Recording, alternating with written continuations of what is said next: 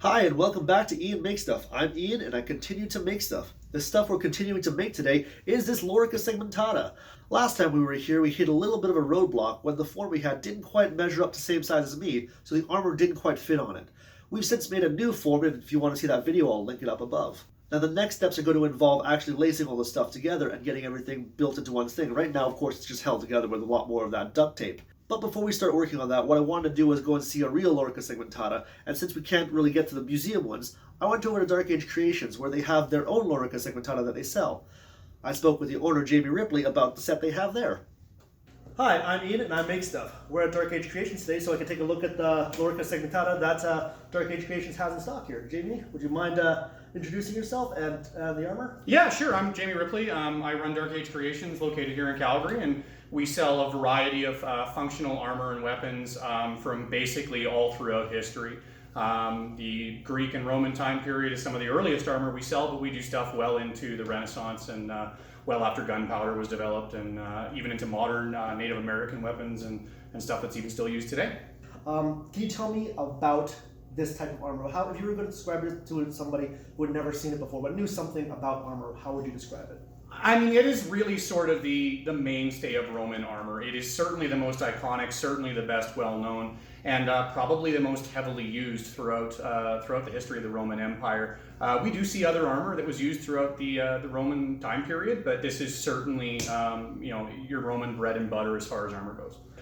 The Romans were very much ahead of the curve when it came to armor. They were certainly one of the first military organizations that sort of provided armor to their forces in a universal capacity, and it was of very high quality. Obviously, somebody in logistics has to make this stuff. How did they fit every soldier for this? Because obviously people come in all heights and shapes. So how would they maintain? Did people get fitted for the armor like they would later on? I imagine there would have been a limited fitting. I mean, obviously any soldier who's wearing armor that doesn't fit at all is not going to be effective on the battlefield, but a lot of that was just inherent to the design. And that's why it was designed the way that it was to make it as universally flexible as possible and to fit a wide variety of different shapes and sizes. The Roman model for a lot of their military thought process was very much about efficiency. So they didn't want armor that was custom fit to one person because that's just not efficient. What they wanted was armor that would fit, most everybody and hopefully require minimal changes or sizes to accommodate, a really big guy or a really small guy. Again, the design itself allows for a tremendous amount of flexibility, which is, even great for us today, in that we don't have to stock 1,000 sizes of this. That for the most part, it's one size fits most everybody. Okay, now getting on to like the part that's important to me, because I'm going to be trying to build one of these things. It's all segmented like this. What kind of support system is involved here? Again, there's several different methods of the way that sort of it's attached and built, and that's designed to allow it to be flexible and collapsible, not only so that it fits a variety of different sizes of wearers, but also for storage.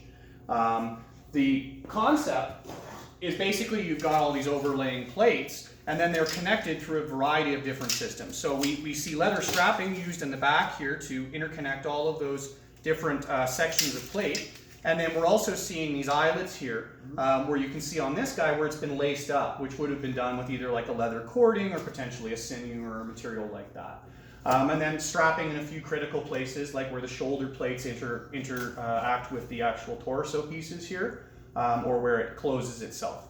So a few different methods of attaching it, but again, trying to maintain that flexibility at all times. You have the option of tying this as tight or as loose. Obviously, you don't want to create large gaps in here because that creates a weakness in the armor.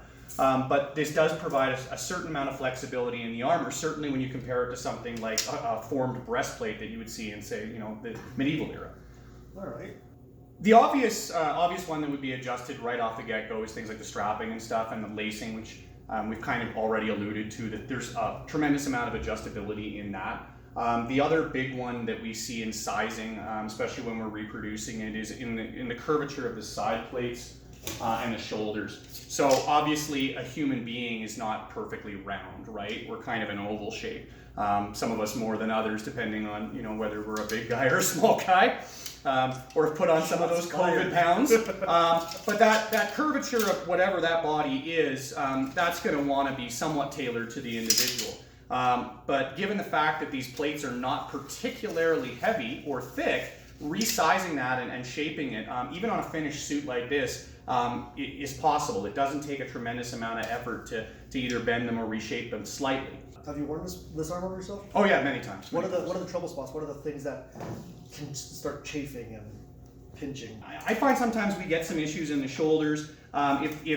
If for example the ratio between the shoulder pieces and the torso is incorrect, sometimes this section in here will ride too high into the shoulder, and that can reduce your arm movement. Obviously, sword and spear combat, the last thing you want to do is limit your arm movement in any way, shape, or form. And you don't want to leave too big a gap for... Exactly. So it's a happy medium of making sure that you're keeping as much protection in here.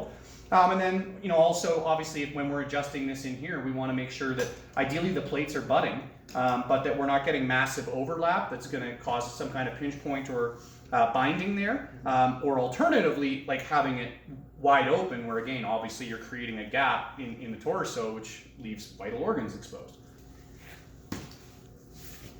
Okay, so Jamie, this is the one that I've been working on. Right off the bat, I can say, the first thing I've noticed is the plates themselves, the limbs, I can't remember now. The segments are much bigger than the ones you have there, and they come way further down. I'm going to guess that's probably for a reason. Why was the, I guess, the abdominal part of the actual Lorica so much shorter?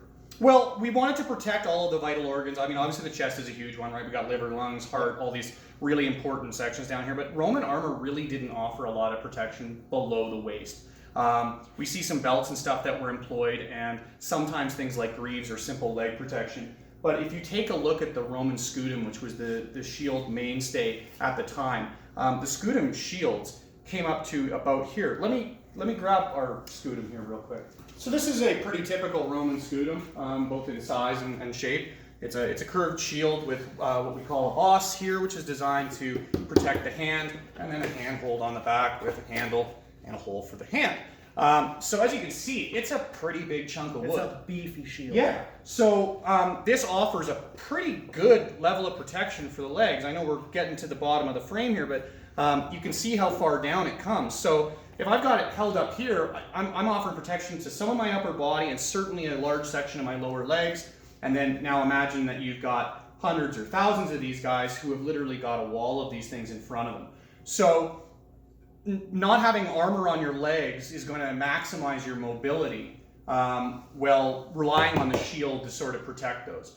There's also a pretty simple concept when it comes to any kind of swordsmanship or any kind of martial combat with bladed weapons, in that it's a much straighter line and a much shorter distance to attack the torso.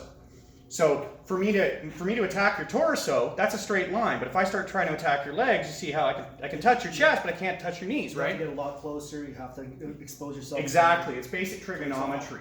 So the notion of attacking the legs in many combat systems is, I don't want to say it doesn't happen, but in many cases it's discouraged because, again, it's a longer distance. And if I can actually hit your legs, that means it's a guarantee you'll be able to hit my torso.